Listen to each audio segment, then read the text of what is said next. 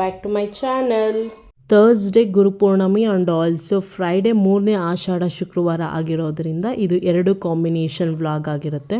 ನನಗೆ ಗುರುವಾರ ಗುರುಪೂರ್ಣಮಿ ಅಂದರೆ ಒಂಥರ ವಿಶೇಷವಾಗಿ ನಾನು ಟ್ರೀಟ್ ಮಾಡ್ತೀನಿ. ಬಿಕಾಸ್ ನಾನು ತುಂಬ ವರ್ಷಗಳಿಂದ ಸಾಯಿಬಾಬಾನ ಪೂಜೆ ಮಾಡ್ಕೊಳ್ತಾ ಬಂದಿದ್ದೀನಿ. ಸೊ ನನಗೆ ಗುರುಪೂರ್ಣಮಿ ಅಂದರೆ ನನ್ನ ಗುರು ಅಂದರೆ ಯಾವಾಗ್ಲೂ ಸಾಯಿಬಾಬಾ. ಸೊ ನಾನು ತುಂಬ ಭಕ್ತಿಯಿಂದ ತುಂಬ ಇಷ್ಟಪಟ್ಟು ನಂಬೋ ದೇವರಲ್ಲಿ ಮೊದಲಿಗರು ನನ್ನ ಬಾಬಾ. ಯೂಶ್ವಲಿ ನಮ್ಮ ಅತ್ತೆ ಊರಿಗೆ ಹೋದಾಗೆಲ್ಲ ಮಲ್ಲಿಗೆ ಹೂವನ್ನ ಅವರೇ ಬೆಳೆದು ಕಟ್ಟಿ ಕೊಟ್ಟು ಕಳಿಸ್ತಾರೆ ನನಗೆ ಅಂತ. ಯೂಶ್ವಲಿ ನಾನು ಟ್ಯೂಸ್ಡೇನೇ ಅದನ್ನು ದೇವರಿಗೆ ಮುಡಿಸ್ತೀನಿ. ಬಟ್ ಇವಾಗ ಥರ್ಸ್ಡೇ ಗುರುಪೂರ್ಣಮಿ ಇದ್ದಿದ್ದರಿಂದ ಅವತ್ತು ಮುಡ್ಸೋಣ ಅಂತ ಇಟ್ಕೊಂಡಿದ್ದೆ. ನಮ್ಮ ಅತ್ತೆಗೂ ತುಂಬ ಜಾಸ್ತಿ ಹೂವು ಇರಬೇಕು ದೇವ್ರ ಪೂಜೆ ಮಾಡೋಕ್ಕೆ. ನವೇಡೇಸ್ ನನಗೂ ಅದೇ ಥರ ಫೀಲಿಂಗ್ ಇರುತ್ತೆ. ಲೈಕ್ ಜಾಸ್ತಿ ಹೂವು ಇರಬೇಕು, ಅವಾಗ ದೇವ್ರ ಫೋಟೋಗೆ ಹೂವನ್ನ ಹಾಕ್ಬಿಟ್ಟು ನೋಡೋದೇ ಒಂಥರ ಚೆನ್ನಾಗಿ ಕಾಣಿಸ್ತಾ ಇರುತ್ತೆ. ಆ್ಯಂಡ್ ಆಲ್ಸೋ ಒಂಥರ ವಿಶೇಷವಾಗಿ ಪೂಜೆ ಮಾಡಿದ್ದೀವಿ ಅನ್ನೋ ಫೀಲಿಂಗ್ ನಮ್ಗೆ ಆಗ್ತಾ ಇರುತ್ತೆ.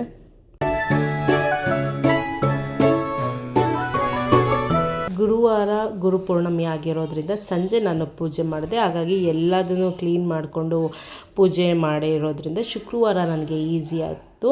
ಅರೌಂಡ್ ನಾನು 5:30ಗೆ ಮಾರ್ನಿಂಗು ಎದ್ದು ಫ್ರೆಶ್ ಅಪ್ ಎಲ್ಲ ಆಗಿ ಇವಾಗ ದೇವ್ರ ದೀಪ ಎಲ್ಲ ಹಚ್ಕೊಳ್ಳೋಣ ಅಂತ ಬಂದಿದ್ದೀನಿ. ನಮ್ಮ ಸಾಯಿಬಾಬಾಗೆ ಧೂಪ ಅಂದರೆ ಭಾಳ ಇಷ್ಟ. ಸೊ ಹಾಗಾಗಿ ನಾನು ಪೂಜೆ ಯಾವಾಗ ಮಾಡ್ತೀನಿ ಅವಾಗೆಲ್ಲ ಧೂಪನ ಹಚ್ಚೋಕ್ಕೆ ಪ್ರಯತ್ನ ಮಾಡ್ತೀನಿ. ಅದೊಂಥರ ಪಾಸಿಟಿವ್ ಎನರ್ಜಿನೂ ಕೂಡ ಕೊಡುತ್ತೆ. ಆ್ಯಕ್ಚುಲಿ ನಾನು ಲಾಸ್ಟ್ 5 ಶುಕ್ರವಾರದಿಂದ ನಿಂಬೆಹಣ್ಣಿನ ದೀಪನ ನಮ್ಮ ಮನೆ ಹತ್ರ ಇರೋ ಮಾರಮ್ಮ ದೇವಸ್ಥಾನಕ್ಕೆ ಹಚ್ಕೊಳ್ತಾ ಬಂದಿದ್ದೆ. ಇದು 3ನೇ ಆಷಾಢ ಶುಕ್ರವಾರ. ಸೊ ಇವತ್ತಿಗೆ ನಂದು 5ನೇ ನಿಂಬೆಹಣ್ಣಿನ ದೀಪ ಮುಗಿಯುತ್ತೆ. ಹಾಗಾಗಿ ಸ್ವಲ್ಪ ವಿಶೇಷವಾಗಿ ಪೂಜೆನ ಮಾಡಿಸೋಣ ಅಂತ ಅಂದ್ಕೊಂಡಿದ್ದೀನಿ.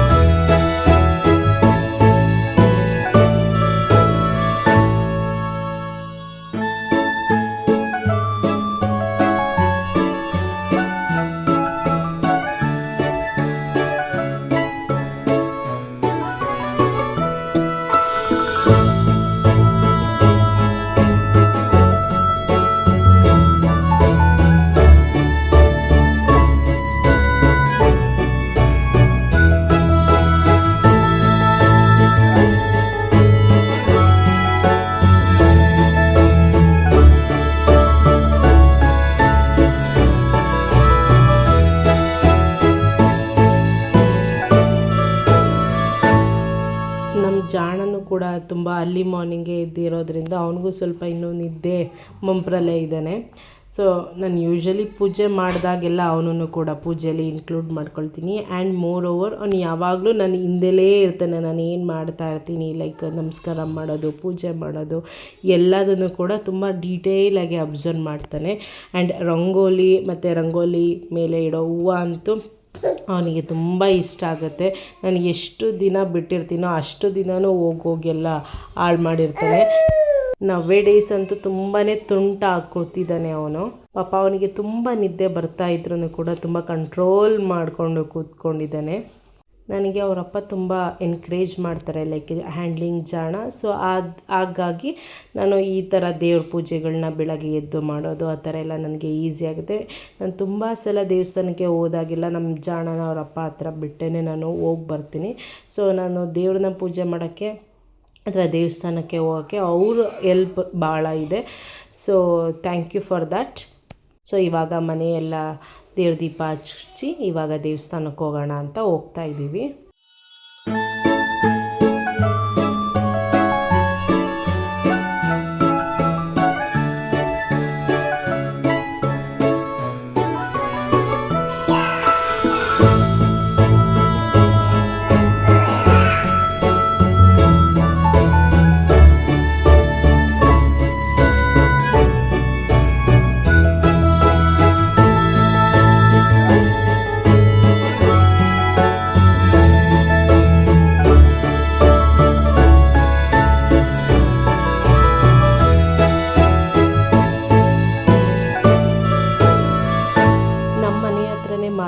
ದೇವಸ್ಥಾನ ಇದೆ, ಅಲ್ಲಿಗೆ ಹೋಗ್ತಾ ಇರೋದು.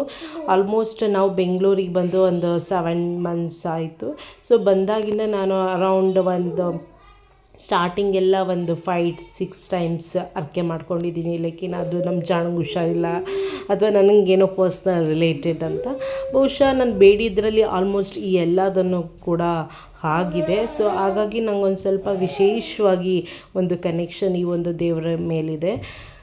ಅದಕ್ಕೆ ನಾನಂತೂ ಅಂದ್ಕೊಂಡಿದ್ದೀನಿ ಎಷ್ಟು ದಿನ ಈ ಒಂದು ಏರಿಯಾದಲ್ಲಿ ಇರ್ತೀನೋ ಅಷ್ಟು ದಿನ ತುಂಬ ಆದಷ್ಟು ಜಾಸ್ತಿ ಸಲ ಈ ಒಂದು ದೇವಸ್ಥಾನಕ್ಕೆ ಹೋಗೋಣ ಅಂತ.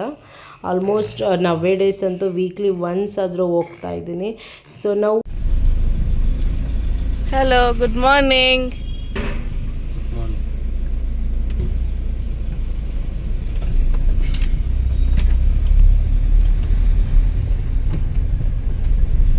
ಅರ್ಲಿ ಮಾರ್ನಿಂಗೇ ದೇವಸ್ಥಾನಕ್ಕೆ ಹೋಗೋ ಪ್ಲ್ಯಾನ್ ಇರೋದ್ರಿಂದ ನಾನು ಹಿಂದಿನ ದಿನ ಗುರುವಾರ ಸಂಜೆನೇ ದೇವರಿಗೆ ಬೇಕಾಗಿರೋ ಸೀರೆ, ಬ್ಲೌಸ್, ಮಡ್ಲಕ್ಕಿ, ಅಕ್ಕಿ, ಬೆಲ್ಲ ಪ್ರತಿಯೊಂದನ್ನು ನಾನು ರೆಡಿ ಮಾಡ್ಕೊಂಡಿದ್ದೆ. ನನಗೆ ಬೆಳಗ್ಗೆ ದೇವಸ್ಥಾನಕ್ಕೆ ಹೋಗ್ಬೇಕಾದ್ರೆ ತುಂಬ ಹರಿಬರಿ ಆಗೋಲ್ಲ. ಆ್ಯಂಡ್ ಆಲ್ಸೋ ಜಾಣ ಇರೋದ್ರಿಂದ ಸಮ್ಟೈಮ್ಸ್ ನಾನು ಜಾಣನ ನೋಡ್ಕೊಳ್ಳೋ ಬ್ಯುಸಿಯಲ್ಲಿ ಕೆಲವೊಂದನ್ನು ಮರ್ತೋಗ್ಬೇಕಾಗತ್ತೆ. ಸೊ ಹಾಗಾಗಿ ಹಿಂದಿನ ರಾತ್ರಿಯೇ ಎಲ್ಲದನ್ನು ಅರೇಂಜ್ ಮಾಡ್ಕೊಂಡಿದ್ದೆ. ಜಸ್ಟ್ ಹೂವು ಮಾತ್ರ ಅಲ್ಲಿ ಹೋಗಿ ದೇವಸ್ಥಾನ ಹತ್ರ ತೊಗೊಳೋದನ್ನ ಮಾತ್ರ ಬಾಕಿ ಇಟ್ಕೊಂಡಿದ್ದೆ. ಹಾಗಾಗಿ ಇವಾಗ ಹೂವು ತೊಗೊಳಕ್ಕೆ ಅಂತ ಹೋಗ್ತಾ ಇದ್ದೀನಿ.